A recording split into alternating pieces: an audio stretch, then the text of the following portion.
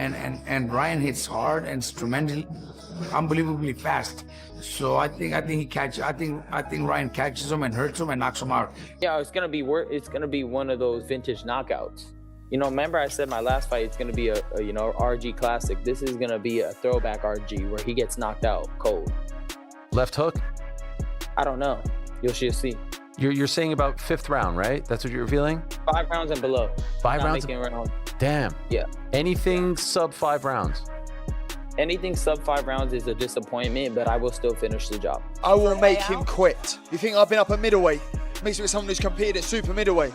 You think I'm worried about what a lightweight can do to me? You think I'm concerned in the slightest? I'm not concerned about one little thing he brings to the table. A silly left hook of his. You know, he can bring whatever he wants. It don't concern me. And for those people who are doubting me again, continue to doubt me because doubt fuels the fire. And the power. And I think that it's going to be an interesting fight moving forward. Okay. Do you have a pick?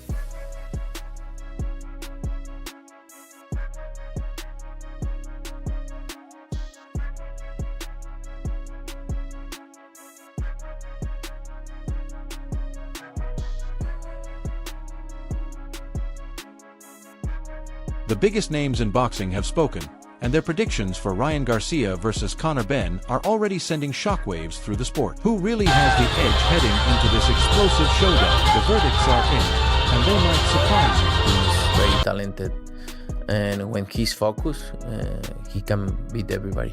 Do you think he wins that fight? I know Conor too, and I like Conor too.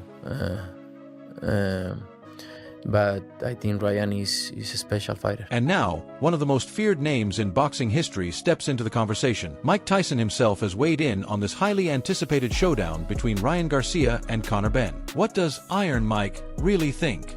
His verdict is about to reveal a whole new side to this fight. That's going to be so fun. Who do you like, Mike? I like Conor Benn talks a lot of crap. I like him too, but I want to see what happens. Yeah.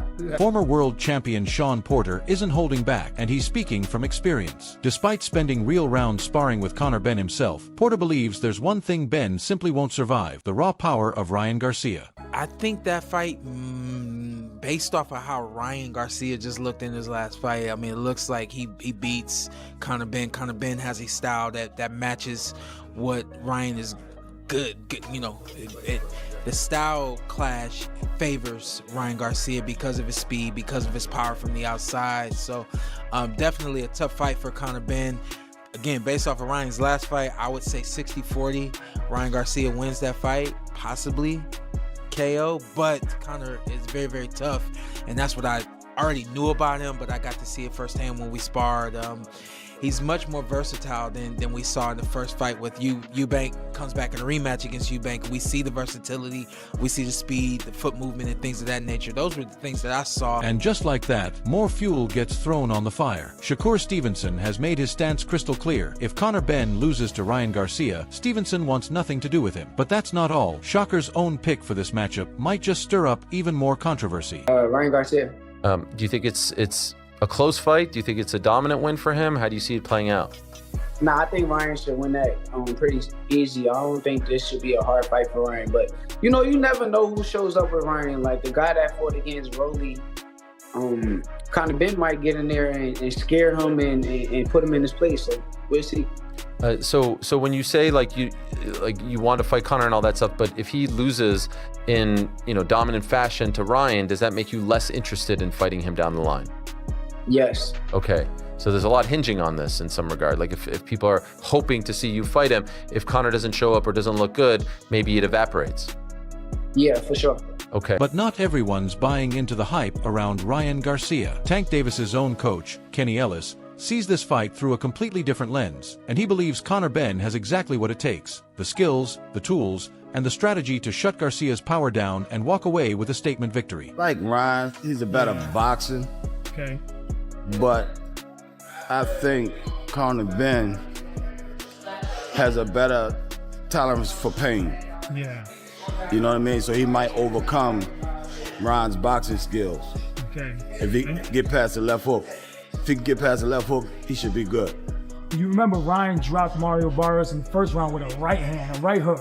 So he added that to his arsenal, right? Now he's a two-handed, two heavy punches, fighter now, right?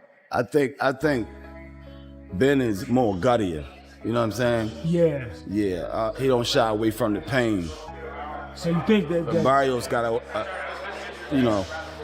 since he fought Tank, he's been kind of shy. Make no mistake, Ellis isn't ignoring the danger. Ryan Garcia's left hook and that sneaky right hand are weapons that can end a fight in an instant, and he knows it. But here's where it gets interesting. Ellis believes Conor Benn is built differently. Unlike Eubank, who hesitated one too many times in their fight, Benn has that relentless, forward-marching mindset. Respect the power, yes, but according to Ellis, it's Benn's constant pressure that could ultimately break Ryan Garcia down. Yeah, he's gunshot. He doesn't want to pull the trigger. He's leery of the power shots. And I think Ben just got that go-getter mentality. So you favor Ben a little bit.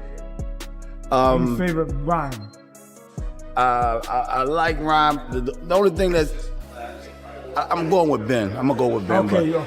The left hook of Ryan is always dangerous. Absolutely. And he's pretty tricky with the right hand as well. Yeah. How does Ben get it done? Does he stop Ryan? If he can catch it with a clean shot, yeah. Catch him with a clean shot. Yeah. All right, definitely. Next up, former world champion Tony Bellew throws in his verdict, and speed is the name of the game. According to Bellew, Ryan Garcia might just be one of the fastest hand-speed punchers in the entire sport, a nightmare matchup for anyone standing across from him. But even with all that firepower on his side, Bellew isn't handing Garcia the win just yet. There are still critical boxes he needs to tick if he wants to walk away victorious. Punch power, he's got that snap. The speed as well. The speed. I think he's the quickest fighter pound for pound in the world right now.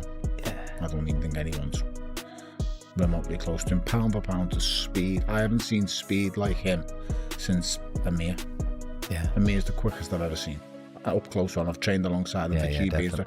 You can't. I'm 4 punches, but like it's blinding speed. Like you've never seen speed like it. With Garcia, it's the left hook that's the real power shot with him. Yeah. My only issue with this fight is you don't know which Ryan Garcia is going to turn up. Because if the Ryan Garcia that got him with Rolly Romero turns up, that's going to lose. Kell Brook is throwing his prediction into the mix, and he's zeroing in on a factor most people are overlooking. Conor Benn moving up to welterweight isn't just a number change. Brook believes that jump in weight could be the biggest obstacle standing between Benn and victory. How well he adapts to the bigger division, according to Brook, could be the single deciding factor in how this entire fight plays out. Or in that fight. Yeah, I gave him a good chance. Do you know what I mean? I gave him a good chance. It's not like I'm saying, I do lean towards Garcia winning the fight. I do. Especially because his last fight he boxed well, but the fight before he didn't box so good. But I just think that he'll rise to the occasion. The champions, and I think that we're going to see the best of both of them. But I think Garcia's got that. He's got that get out of jail card. That wah. You know what I mean? That when I boxed Sean Porter, I went to Vegas, to finish some sparring off, and I was sparring with some good kids. And I put it onto this kid. I had a really good spar, do you know what I mean? I was punching hard. Now stepping into the conversation, former world champion Tim Bradley, and his prediction is not for the faint-hearted. Bradley believes the build-up to this fight is hinting at something far more dramatic than anyone's ready for. He's not expecting this one to go the distance at all. Bradley is calling for a stoppage, and in his eyes, it's Conor Benn who could be walking into a devastating knockout defeat. It is getting ugly. And it's going to get even more fiery, especially when both of them really, really start getting down and training and having those sleepless nights, thinking about each other, not in that way. I know the way y'all think, but in the way of like, I'm going to hurt you, and when we do get on that day, that week of the fight, you're going to know, you're going to feel my pain. You're going to feel my wrath. All the sacrifice that I've been through, all the training I've been through, somebody's going to pay for that. I don't see this fight going the distance. I don't see this fight going the distance. Somebody's getting knocked out, period. Somebody is about to get knocked out, and I believe that the favorite should be the favorite.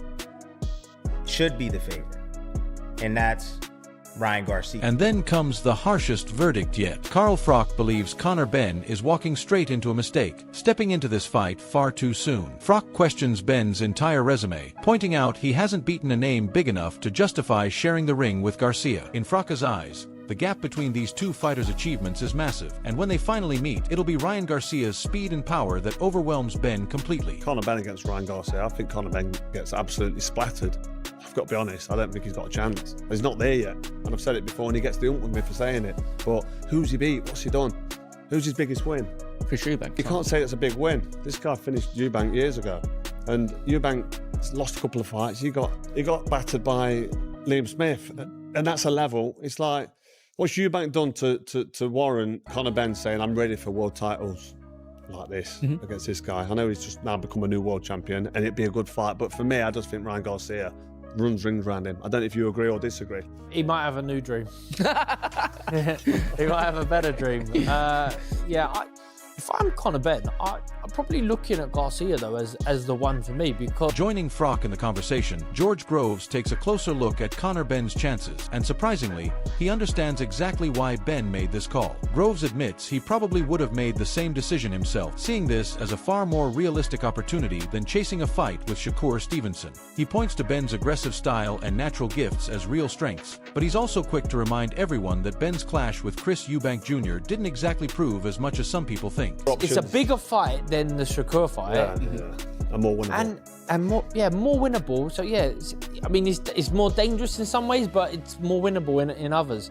And I think that's a fight that I would be really excited for, to be honest. I'd really, because I think Conor Benn, whether he's limited or unproven in certain ways, he's got an exciting style, and he's good to watch. He's fun to watch, and he's coming off a massive high. And he's a much better fighter now than he was a year ago, just through having those two camps, fights, the whole process against Eubank, performing on the highest stage, coming back from a loss to avenge it in a great way. And maybe it might be flattering because Chris Eubank was so finished. With England and America now on a collision course, more boxing legends are throwing in their 2 cents. Derek Chisora is backing Conor Benn all the way, convinced his aggression and style are exactly what's needed to get the job done. But not everyone agrees. Paulie Malignaggi sees this completely differently, warning that the weight jump could be too much for Benn to handle, tipping the scales firmly in Ryan Garcia's favor. No, he's going to be fighting in Vegas for the first time. Oh no, second time. Because the first time was with Eddie Hearn when he was on holiday from boxing.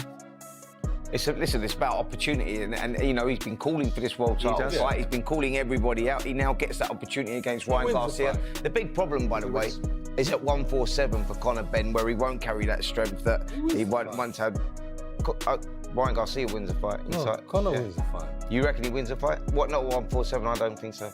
I'm telling you, man. You don't understand. The kickboxer beats Usyk. We've heard that. That's a good double. Yeah. Former heavyweight champion Andy Ruiz breaks it down from experience, and he says Ryan Garcia's explosiveness creates problems most fighters simply cannot solve. Speed, according to Ruiz, is one of the hardest weapons to neutralize at any level in the sport. Even the best prepared fighters can find themselves a fraction of a second too slow once that speed starts landing. So what's Conor Benn's way out? Ruiz says there's only one path. Make it ugly, make it uncomfortable, and don't let Garcia find his rhythm. It's hard to fight fighters that have a lot of speed, and I'm one of them, especially from the heavyweight division. But he has that explosive left hook and all that. And Conor, if he smothers his punches, make it awkward where Ryan can't throw those big shots that he's really good at, it could go either way, man. It could go either way. I think that fight is a 50-50, but you never know, What do you tell the fans about Ryan? You know him very well. You've seen him in the gym. One thing that they might not know about Ryan that you observed while being in the same gym as him. Well, just that he works hard, He works hard. He does his thing. I don't know him too personally like that, but they're all good guys, man. Especially he's representing Jesus Christ, so. But through all the noise, all the threats, and all the doubt, Conor Benn remains unshaken. He believes he has exactly what it takes to seize control of this fight. Every past challenge, every setback has forged him into a stronger, smarter fighter. And no matter how big Ryan Garcia's reputation gets, it changes nothing for Benn, because he trusts his preparation, his mentality, and his ability to handle whatever comes his way.